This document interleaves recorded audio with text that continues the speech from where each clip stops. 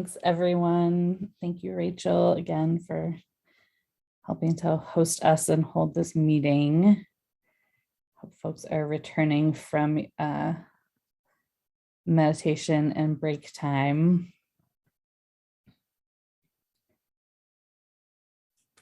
Good to have folks here. Again, if you didn't get to meet me at the top of class, my name's Dawn Haney. I'm on a lonely land in Richmond, California, in the East Bay, and have been teaching here at Alphabet Sangha for a few years and practicing here since 2011. And was thinking about what I wanted to talk about tonight and decided I wanted to share a little bit about some teaching I did with my work with the Buddhist Peace Fellowship. I was co-director there for 8 years. And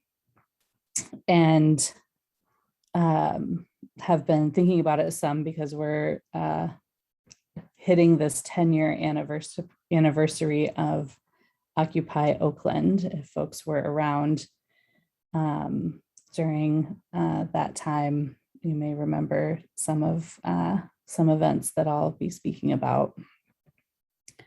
If you're not familiar with Buddhist Peace Fellowship, it's an organization that brings together practices of both Buddhism, spiritual practice, and social justice or political work, and asks questions about what happens when we bring those practices together. What becomes more powerful, what gets in the way, what gets confusing, and what happens when we do that work in community and can learn with and from each other.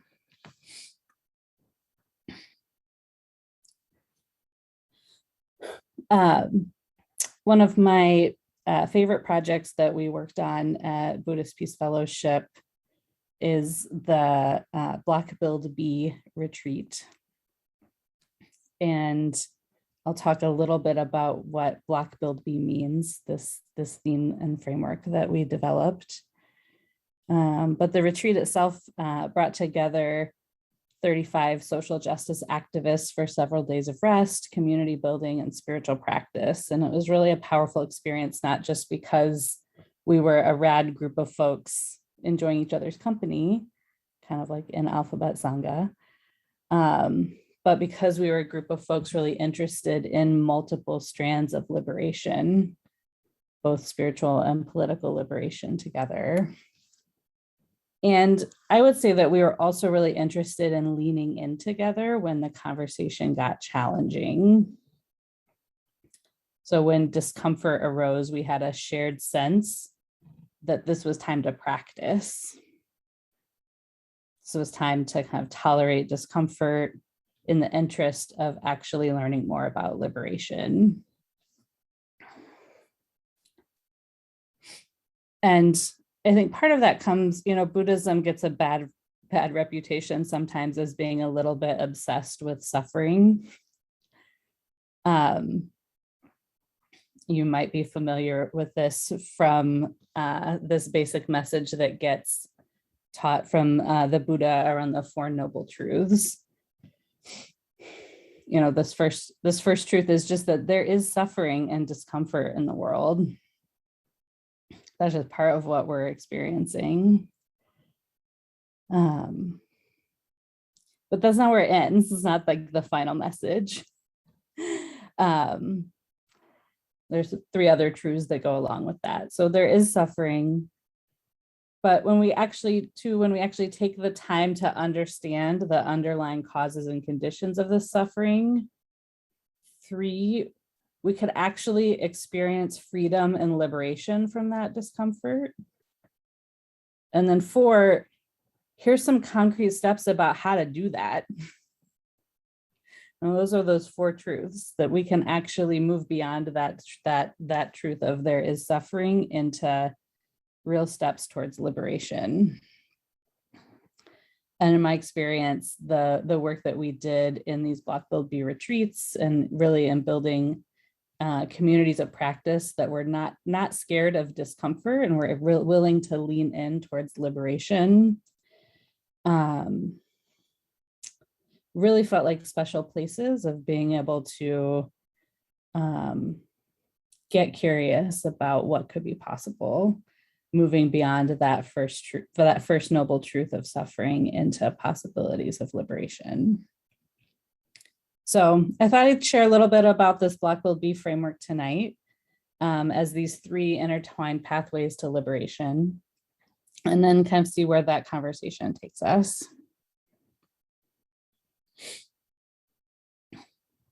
So I'll actually start with B, this end one. How do we be in the world? I think of this one as most associated with Buddhist practice. So with B, we might allow for the present right now. We might allow, build out our capacity to tolerate stress and discomfort. We might develop patience, kindness, and compassion. All of these practices that allow us to be present, be connected with ourselves. These are many of the practices that you might be here to learn about here in Alphabet Sangha. These mindfulness and meditation practices that can really support us with this be energy. Super helpful. But in many ways, from a Buddhist Peace Fellowship perspective, might not be the only part of liberation practice, might not be the only part of getting people free. So we also like to talk about block and build. Block, I think most often gets associated with street activism. But really, to me, block is any action I might take to interrupt harm and violence, including any structural harm that maintains or reinforces white supremacy or patriarchy. I can give an example at BPF. We did a block action, a direct action, where we actually did a mindfulness sit in front of the front doors of the downtown Oakland Marriott. That Marriott this would have been in 2014, and that Marriott was scheduled to host Urban Shield, which was this big police training and weapons expo. And it was scheduled to happen just a few weeks after Mike Brown got murdered in Ferguson, Missouri. And so BPF was part of a whole coalition of organizations that were like, no, actually, we don't want that to happen in Oakland. We don't feel like we want more police violence. We don't want more police weapons to be part of our community. So we use mindfulness practice to block that from happening.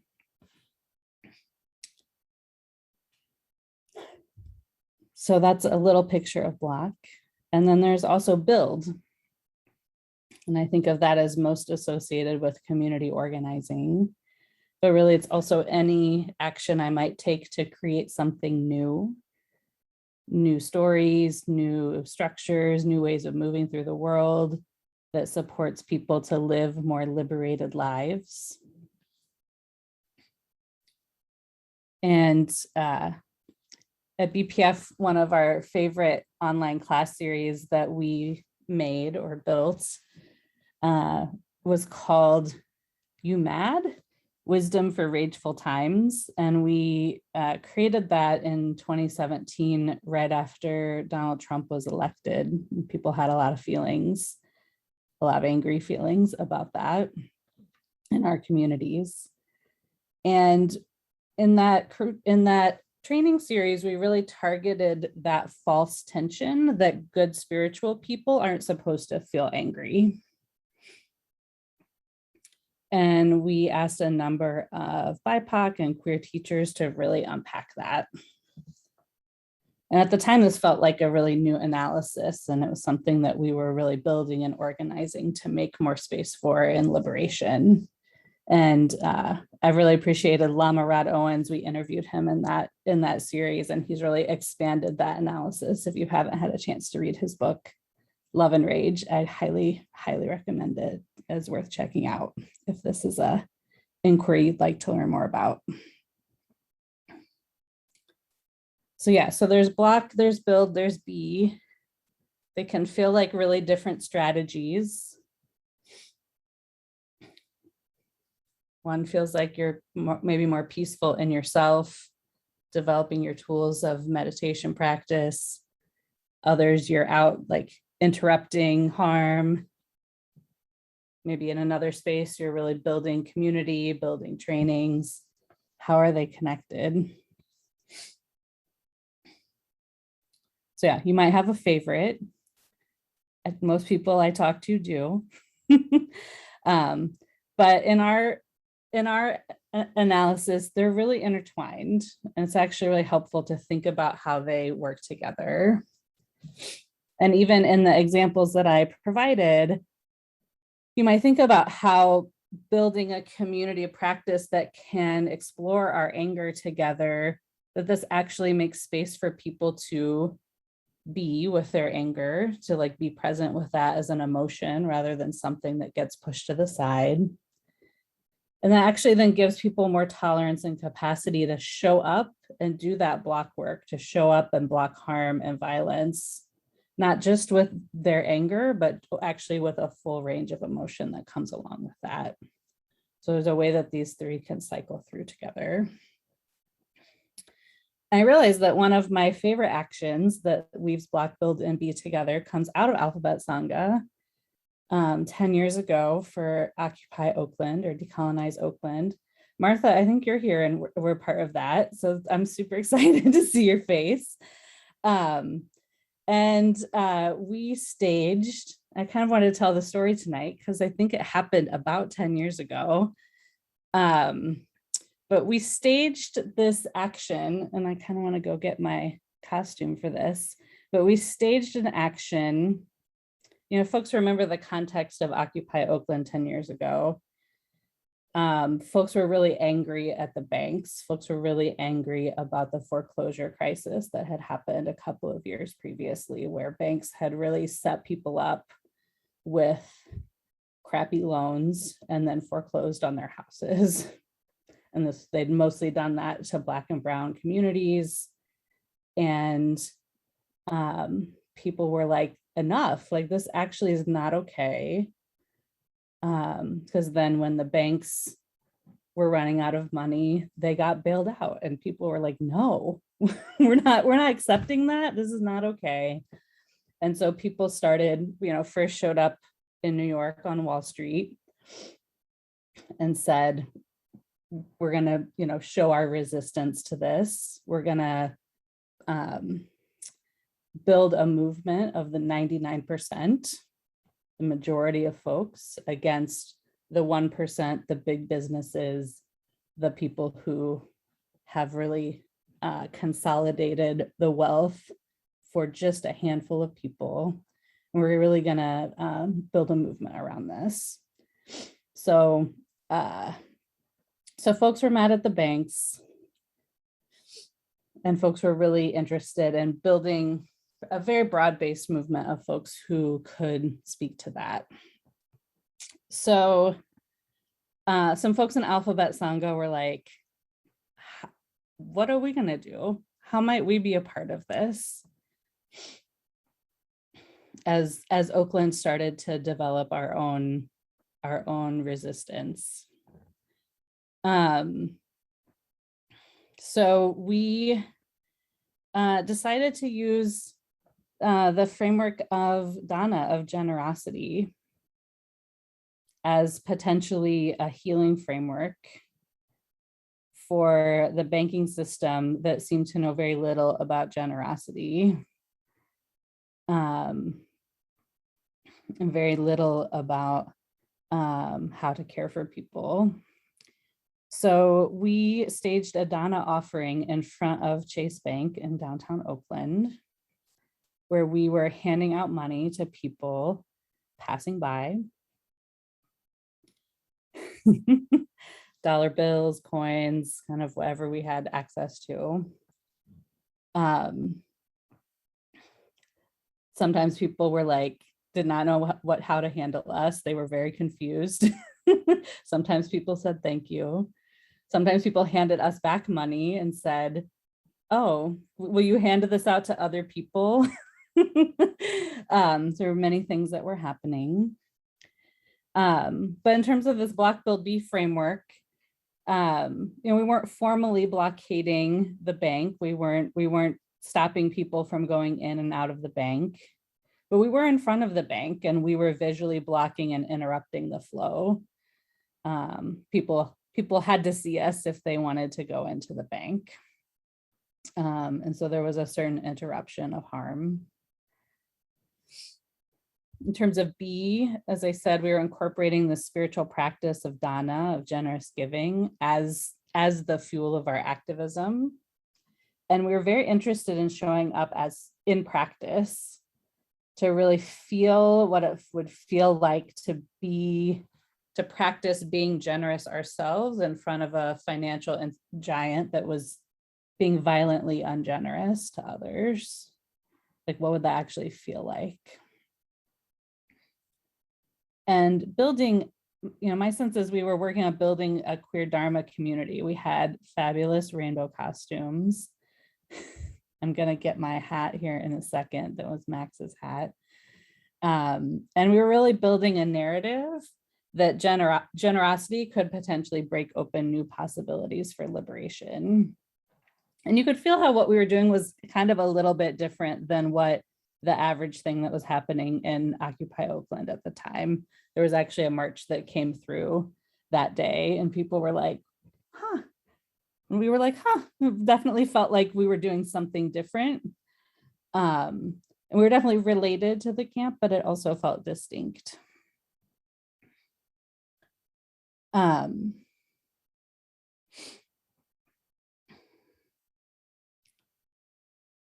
So I definitely appreciate Alphabet Sangha's history of kind of exploring how these can fit together and be built into comprehensive ways of engaging in community.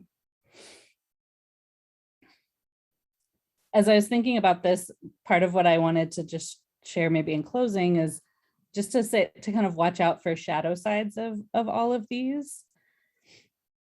If you're really inclined to one and want to avoid others, I just really say like all of these are practices towards liberation and none of them help you avoid suffering or conflict or anything else. They all have their strengths, but they all also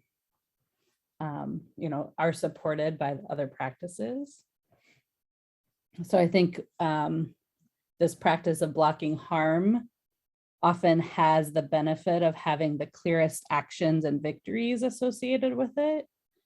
But for me, it can often suck me into a sense of unwavering righteousness that it can be good to be balanced out with other practices.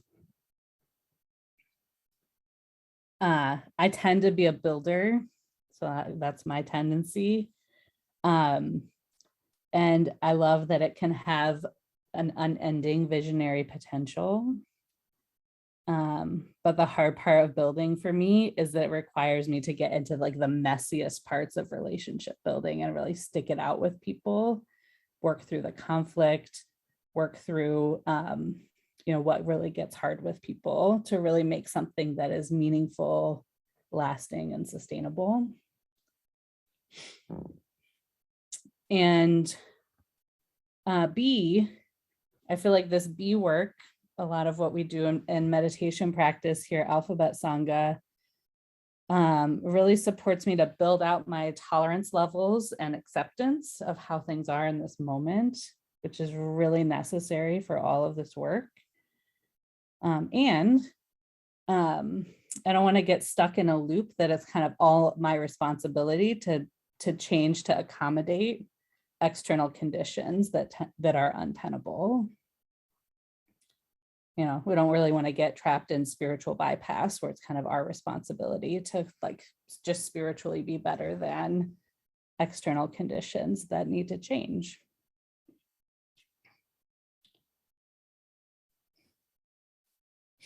And so yeah, I really invite folks to,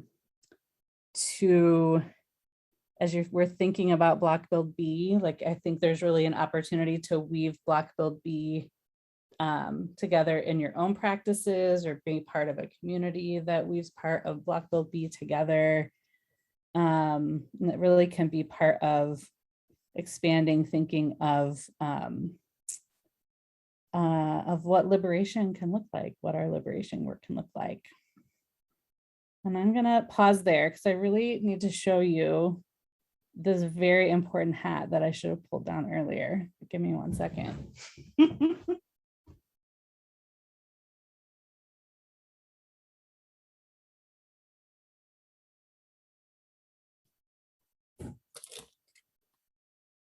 Because this exists in the world, which is this like Viking hat that has a generosity across. Max was wearing this. There's a video, if you know Max Airborne.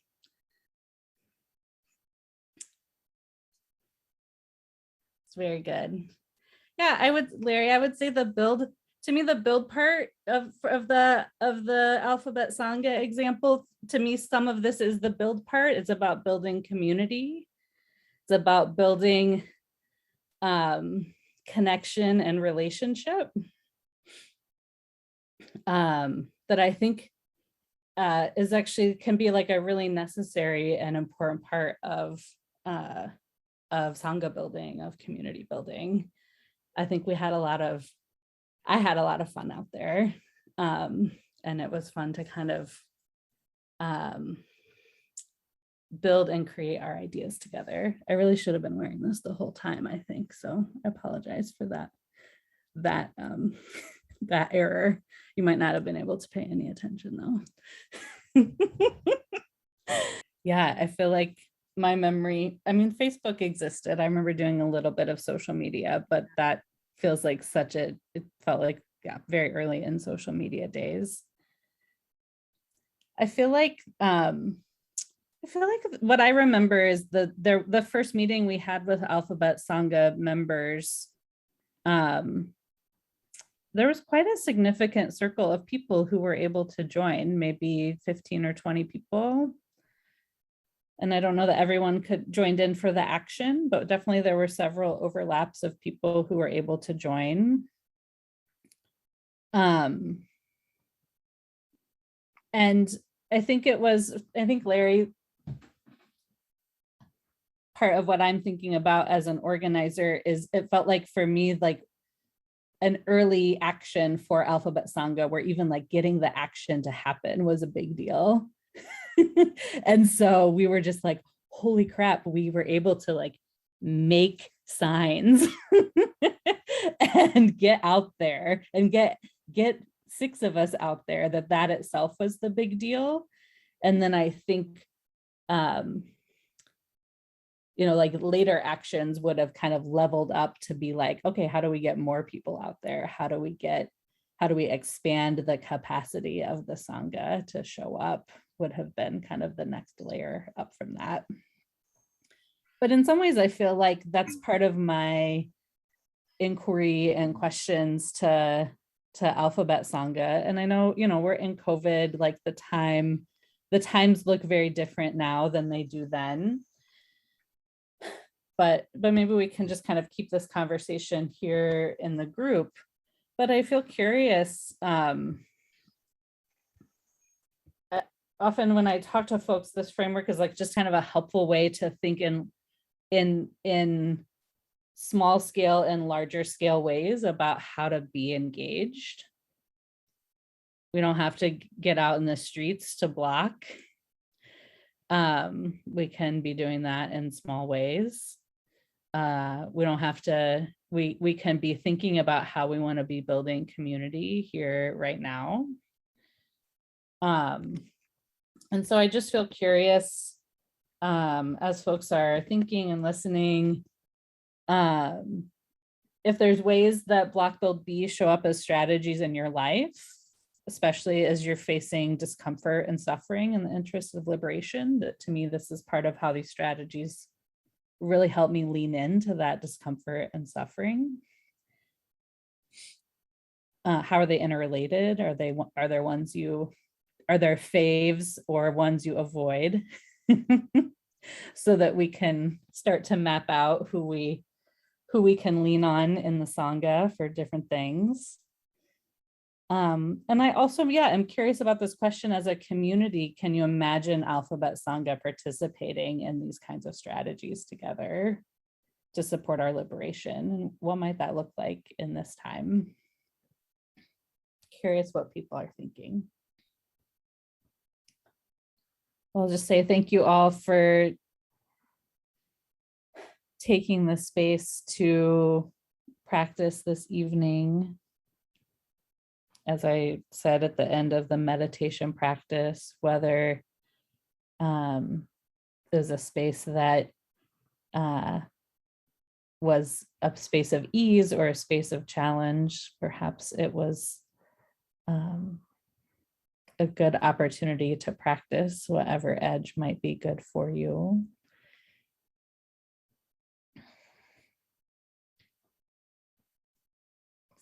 That's for me, always the good reminder in practice.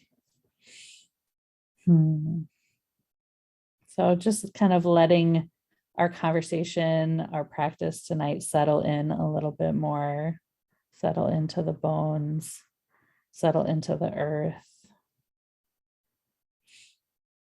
Anything that's of use, really letting it just sink in a little bit more.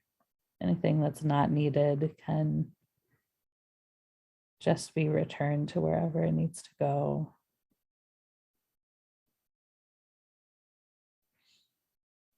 And recognizing that whatever we have learned and integrated here tonight is already changing us.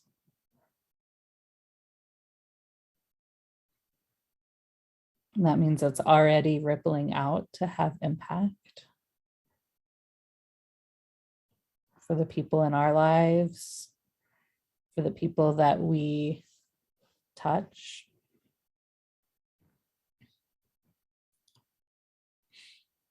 Just letting that Dharma wisdom, letting it ripple and touch whoever it might need to touch.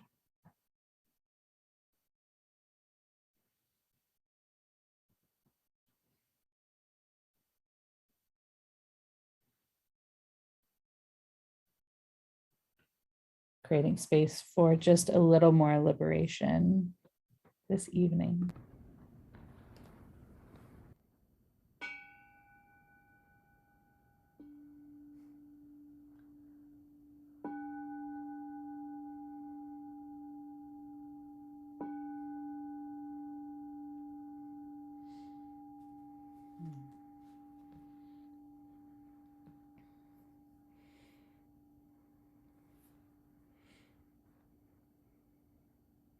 Thank you, friends.